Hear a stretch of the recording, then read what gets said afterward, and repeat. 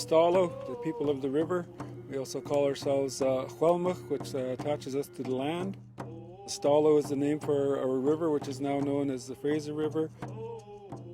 It was the unity of family that kept our people strong, our villages healthy in life and spirit. When you remove children from parents and grandparents, the effects are devastating.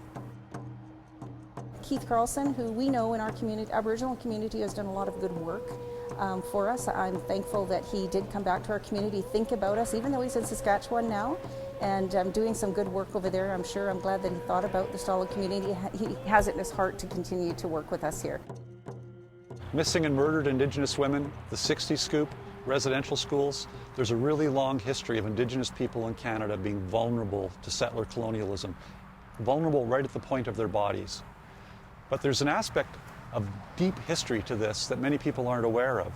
There were children who were vulnerable here in the Fraser Valley back in 1858 and 1859 during the Fraser River Gold Rush. My name is Terry Hoare. I'm starting today on the Lost Stories project, and we're going to start cutting down this log into a movable size and carving it a little later on today. I've been carving for 22 years officially, but I've been started playing with tools when I was about 3 years old, and just progressed from playing with tools to drawing and then into carving on my own when I was about 13. And I also grew up in a whole family of carvers. My dad, my uncles, my brothers, cousins were all carvers. Back in May, June, July of 1858, there were roughly 30,000 American miners who suddenly spilled into the Fraser Canyon. They came from California, they came up through Puget Sound, they came along the coast into Victoria, then up this way, and they came through the Okanagan. And they all clashed with Indigenous peoples in the territory between Hope and Lytton. And it was very intense. They arrived in a short period of time, April, May, June, July of 1858. Suddenly, this territory, which had less than 100 non-native peoples in it, now has over 30,000. And those people don't come here to form relationships with Stalo people and the Katmuk people in the canyon. They don't come here to form relationships with the land. Instead, these people came to get gold, to get rich, and to get out. And in that context, Aboriginal people were in the way. They were a problem for the miners. We have a huge history in not only the Stalo and Chilliwack territory, but throughout all First Nations history, that there's a lot of stuff that has happened that is not in textbooks and schools and stuff like that. And it's something that the young people, and even as we get older, that it needs to be known. When I was in high school, I didn't learn anything about Stalo people. So we're standing here at the Telteet campsite today in Hope, which is part of the Chawathil First Nation. And this is the site of a number of tragic incidences in 1858 that have largely been lost and forgotten in terms of Canadian historical consciousness, and even within the traditions of the Stalo people. What we see at that time period is real tragedy. The introduction of alcohol into Aboriginal communities. We see Aboriginal women being raped and abused. That story is well known, though. I mean, that's been documented. That's in the histories that are written. That's in the oral traditions that have been carried forward. In this project, we're trying to bring forward a story that has been lost, that is no longer part of the community's narrative, and is no longer and has never been a major part of the written history that's been taught in schools and elsewhere. And that's the story of kidnapped boys. I was very interested in this project because it tells a big story, and it's important to know the history. And the way that things were done traditionally is that they were told through carvings, they were told through paintings, they were told through spindle rolls, all these, or weavings, all these types of things. And it's just the way that I do my part in maintaining the history of the past and things like the Lost Stories projects. One newspaper report that was published in 1904 by someone who was here at the time says a great many of these miners would kidnap young Stalo boys between the ages of 8, 9, and 10 years old, and take them with them to California to become laborers in the California workforce. But not laborers of their own choice, and not laborers who could ever leave. And of course, these were young, vulnerable children, and we don't know in what ways those vulnerabilities might have been exploited by these American miners. It's important for the students to learn about the parts of history that were unfortunate events that happened to the Stalo people and Aboriginal people across the country. So this is a house post. This is a Salish style house post, and it's made out of red cedar. two of the things that we've been working with in this school and probably throughout our district is to raise awareness of First Nations culture, community among our First Nations students. So at this school we're 20% of our population. That's roughly 200 students that have declared Aboriginal ancestry, but also to raise awareness for all of our students. And so to have this project take place right in the middle of our school where classes are coming in has been really important for us and fit right into our school growth plan. It just feels like a really natural way to incorporate an important story from our area. Instead of it being sort of a token moment that's taken, it's something that's just naturally part of our school. The collaboration of Aboriginal and non-Aboriginal people working on this project is to me a sign of true reconciliation when everyone kind of has the same mindset. It is a real story that is in our territory, and it's one of those impactful stories that I think children can relate to this, students can relate to this. This is about a child who was taken. The story is just kind of sad, really, and I'm glad that there's attention being brought to it now, and it really, I think it looks beautifully represented in the carving. I think it's important that it is being brought to light, especially through art, because that's a way that everyone can be connected. This one is about a Stalo boy, or Stalo boys that were stolen from gold miners during the Fraser River Gold Rush. And this one in particular is about a Palaut boy, which is this area along the Fraser River in Chilliwack. And he was stolen from Hope, and he was taken on a paddle boat and then taken to California. And the dad, which represents this figure here, is the dad. This one would be the son. The father chased down the paddle boat all the way as far as he could to Vancouver, and he couldn't catch the paddle boat. At each port he was just missing the boat by minutes or hours even. There's a very strong connection that we have between us living today with our ancestors and also with our future generations. You know, the subject of what's happening now with the kidnapped boys, you know, it's something that hasn't been talked about for a long time, and so now we're talking about them. So we're going to be, you know, their spirits are going to be coming out, and so we need to take care of them, and so that's why we need to have a burning.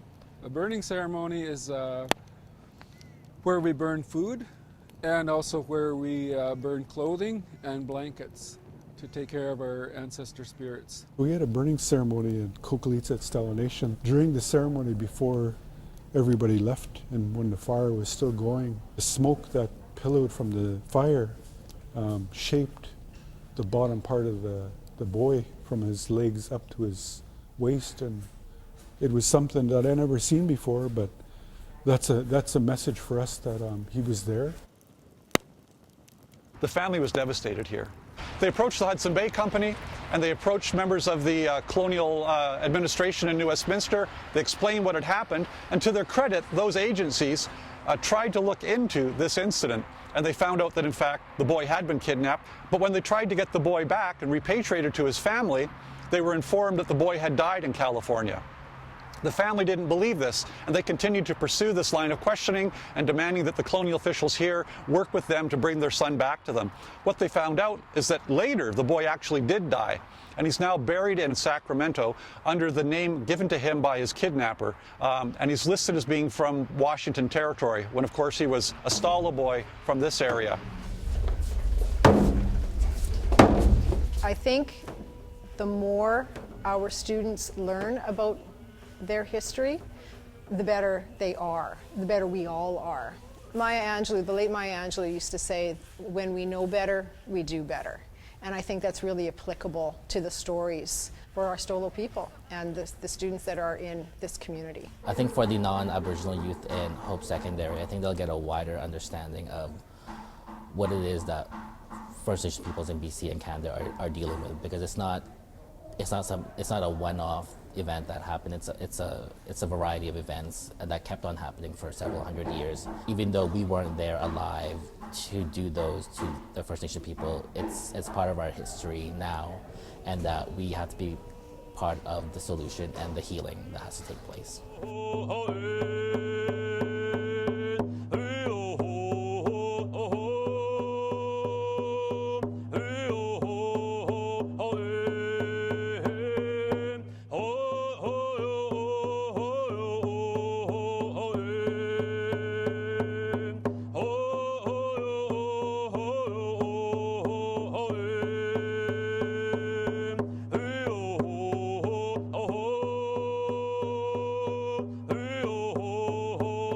I enjoy carving with the students. I mean, it's a good way to get the story out there to the students, a little more interactive, and allows the students to learn a little bit more, and allows me to tell the story to them rather than them reading it. It's a little easier for them to kind of grasp the whole story. I'm very fortunate because, like I said, I grew up in a whole family of carvers, so I got to experience the art aspect, but because I was fortunate that way, I'm always willing to share my gifts as an artist with the students. So you're just going to chop, and you have to get the right angle. If you're angled down too far, then you're just going to get when I'm designing a project like this, I usually don't do any pre-drawing, pre-planning on paper. I just do it all. Once I get the piece of wood, you get to know the dimensions and what you're working with, so you get to actually do the work all on the piece of wood as you're working. But if I'm doing larger scale projects where I have to have a certain design done, I will do a scaled drawing that helps me mark out every part of the project. Like the one I'm working on for Tourism Chilliwack, it's 18 feet. It's hard to visualize 18 feet when you're standing on top of a log or beside a log. So this one I had to split it up into 4 sections, draw one side, flip it, trace that side, and then flip it over again, the whole thing, to redraw the whole thing. This project tells the story of the son who was stolen, and you can see him reaching down to try and reconnect with his father. His father is a figure on the bottom.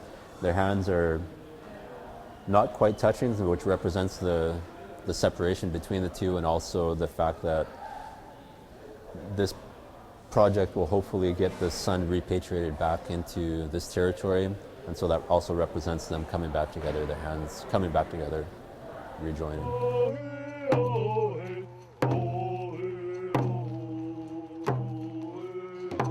The steering committee that has been setting up this process is made up of primarily women and educators, mothers and educators, and what they've suggested is that the house posts will be here, but around that house post will be a stand, like 4 posts with a cedar shed roof on top of it that will form a symbolic house, and that will house the memorial post, because those young boys were taken away from their homes, and we don't want them to be lost and forgotten in the future.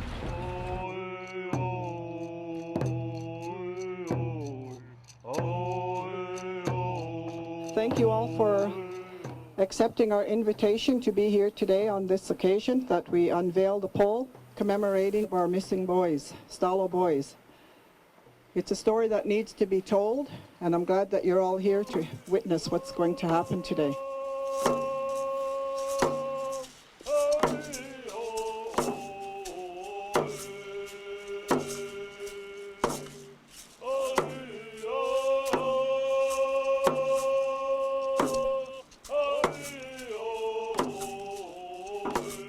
As Willie Watil tells us, we have an opening song, an opening prayer song to start off our ceremonies. It's a way of calling our ancestor spirits, a way of bringing Chicha Siam here to watch over the work that we're going to do. So thank you very much for our drummers.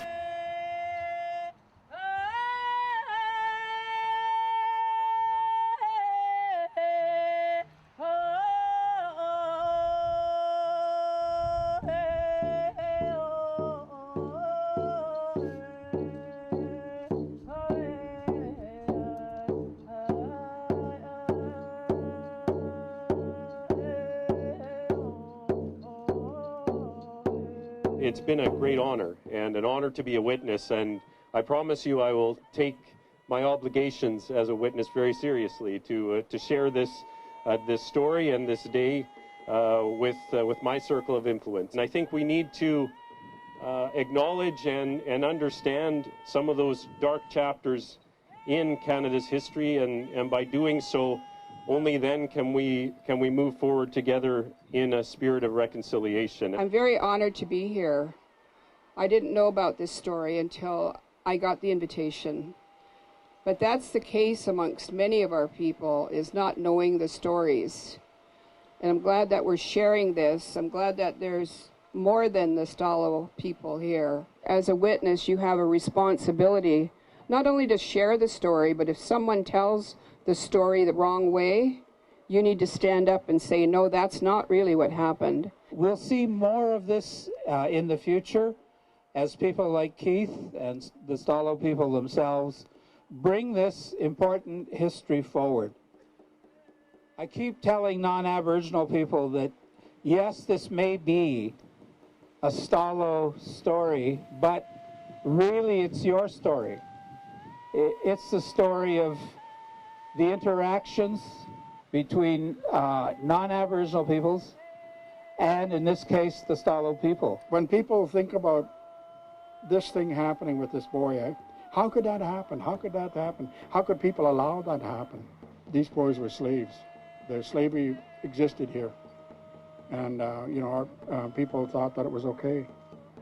So we're not getting over it. You know, we're talking about reconciliation. Well, it is time for reconciliation, but you can't do that unless you know what's happened.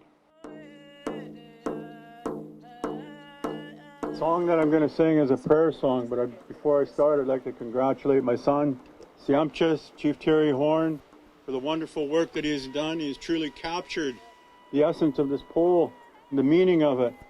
And the song that my niece sang, Tatistamat, captures the moment that we're here, always remembering that these poles are just to mark an event in history. We never worship poles. We always came with a story for them. And the Lost Boys, this is truly fitting of the way it was completed. And the song that was just brought forward to honor the grandmothers, the mothers, the great-grandmothers, Haichka. At this time, I'd like to call on Tequatanot and Skamit. We're asking these two to brush off the carving or the post for us.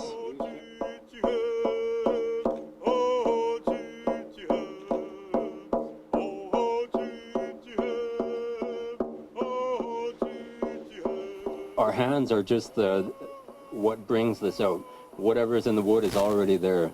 And so this, I put zero thought into it. When I interviewed for this project, it was something that just came to me. I think it's important to do projects like this because it deals with very unfortunate history that has happened, and the Stolen Stalo Boys is just one of those things that it has to be brought to light. People have to know about it. And to this day, now for over a century, he's been buried there with his kidnapper's name over his grave. And to me, that's a tragedy. That's a tragedy.